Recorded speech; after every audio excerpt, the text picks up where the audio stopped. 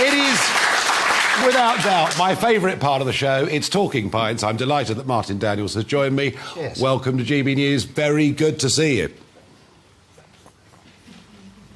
Oh, that's better, isn't it? First of the day. Well, no, I can't say that. Yeah. Nearly. No, not quite. Martin, it must be a family trait, mustn't it? TV entertainer, magician, entertainer. First thing I wanted to ask you, when you got a dad who was as famous as yours was it not very difficult to try and sort of fit into those feet? 100%, yeah. I remember when I first started out, I was doing a venue somewhere down south, I can't remember.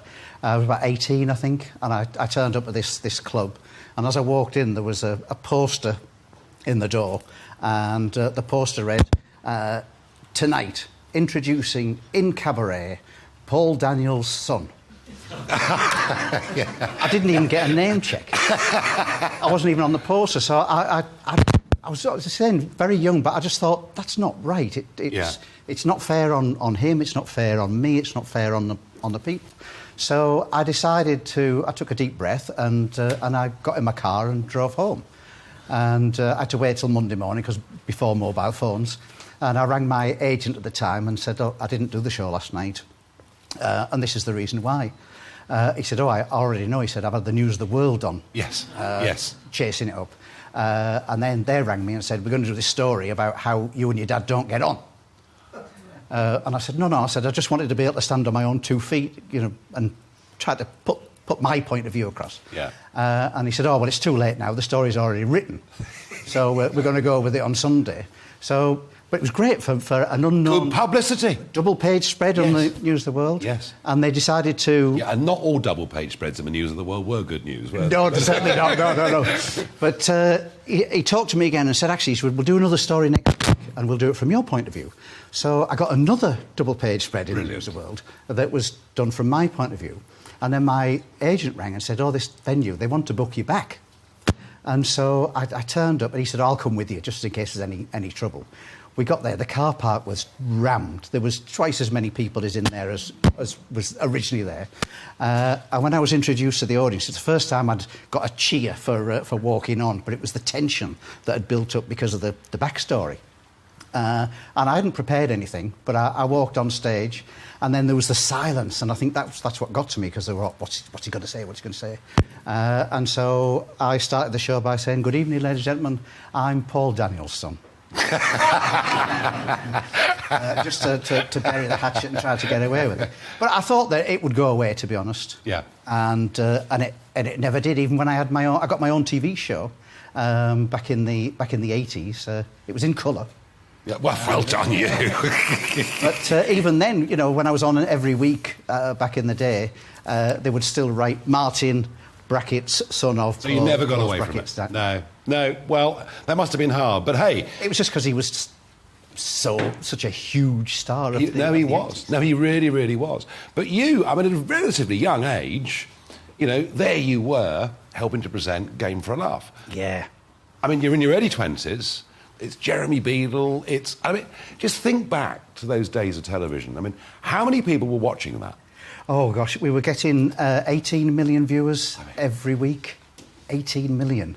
What would anybody give for 18 million viewers now? And there was no internet and no cable. And... No, I think there was 4 channels. And I tried to explain to my kids, I think when England were playing Italy in the Euros final, I think there was something like 22 million people watched it.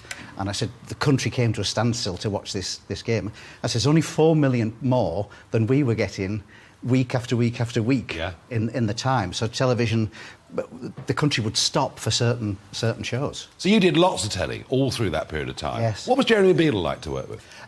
Superb. He played he knew his role. He was the pantomime villain, and he played up to that. But real life, genuinely lovely man. Gave me some great advice because the show was already his. Yeah. They'd already done a couple of series of it, and then they had a cast change. So he was the only one that had stayed. And so we 3 that joined, we were joining his show. And there was no sort of animosity about, I've got to hang on to the headlines. He was so generous and so encouraging to us to go for it. But you've done, I think about your career, you've done telly, and, you've done... Those were the days. But you also like the stage. Yes. Panto and all those sort of things. Yeah, great. I'm just up the road this year, up the Ermine Way, up in Grimsby. Which is 25 yards away from where we are. 25 yards away, yeah. Up there in Grimsby Auditorium doing... what we're doing this year? Sleeping Beauty and the Whinging Wicked Witch. Very good. I always say it's different shows, same show, different frock. And you've done, but you like doing comedy, you like doing magic, of course. I do a bit. I mean, you're an all-round entertainer. What do you really enjoy doing? Probably the comedy aspect of it. My sort of hour-long show is probably about 35 minutes of comedy, and then audience participation and a bit of magic. But comedy's tough now, isn't it? Oh, I mean, what can you tell jokes about without causing offence? Well, without getting arrested? You could say good evening and somebody would get it is so hard now. People say to me, how often do you change your show? I mean, I try to change it every night because I talk to the audience and bounce off them, and it's sort of Mickey taking, it's banter, which is almost a scary word nowadays. Yeah. And so you want to take the mick and poke fun at people or poke things with a stick. And is that me that's making that? I don't think so, but if it is, just keep going anyway. Go for that. So yeah, you're right. I had somebody come up to me not so long ago actually, and he'd been on stage with me the night before, and I was on a cruise ship, and so you live with your audience there for a few days after your show. And he came up to me, he said, "Oh, I'm glad I've seen you." He said, "I was on stage with you last night. I thoroughly enjoyed it. My wife, kids, we all had a great laugh. It's made our holiday." I said, "Oh, I'm glad you've enjoyed it." He said, "Yeah," he said, "because there's a lady just come up to me and said, you were the gentleman on stage last night with Martin Daniels. I just wanted you to know, I've been and complained on your behalf." Yeah. So I mean, I give in.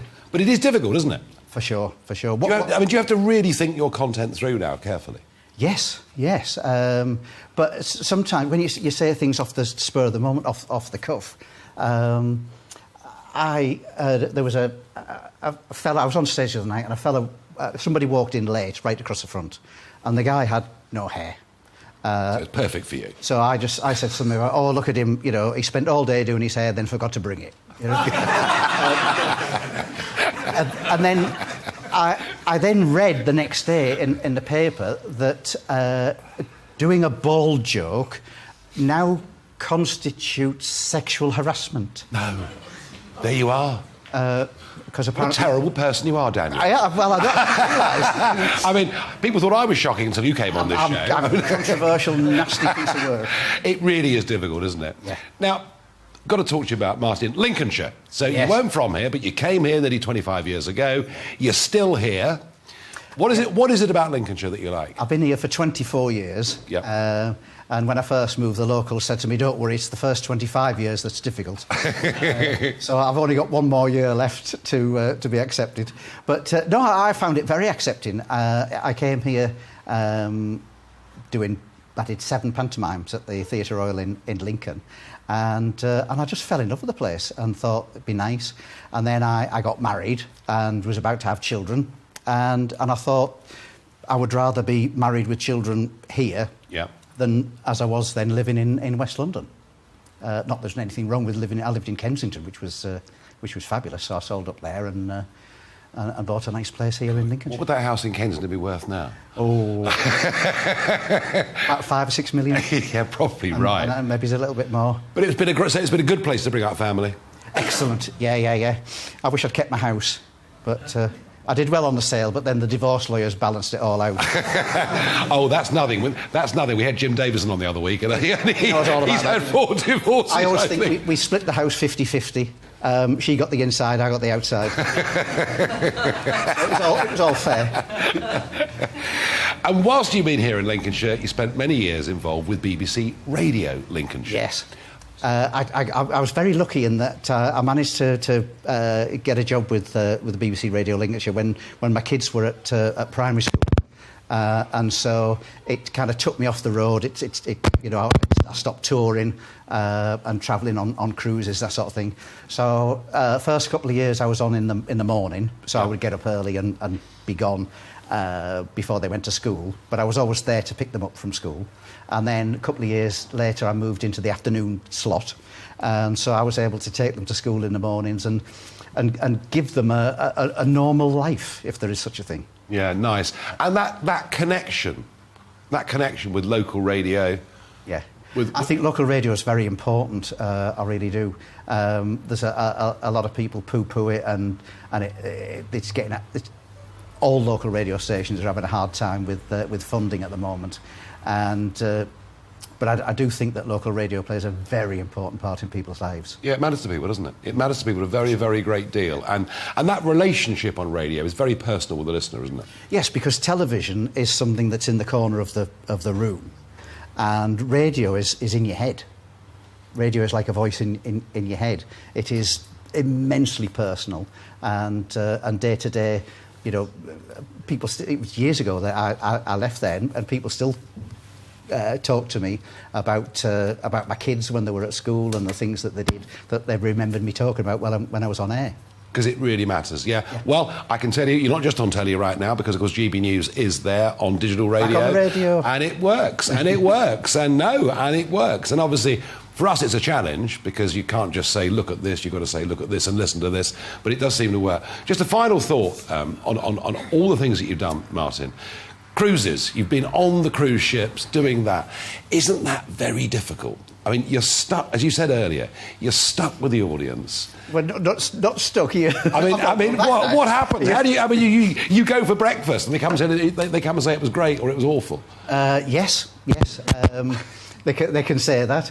I was. I can't remember where I was, but I'd done my show the night before, and there was a bus taking people from the port into the town centre, and I was sat reading my book, and behind me I heard a fella in the seat say, "Did you see the show last night?"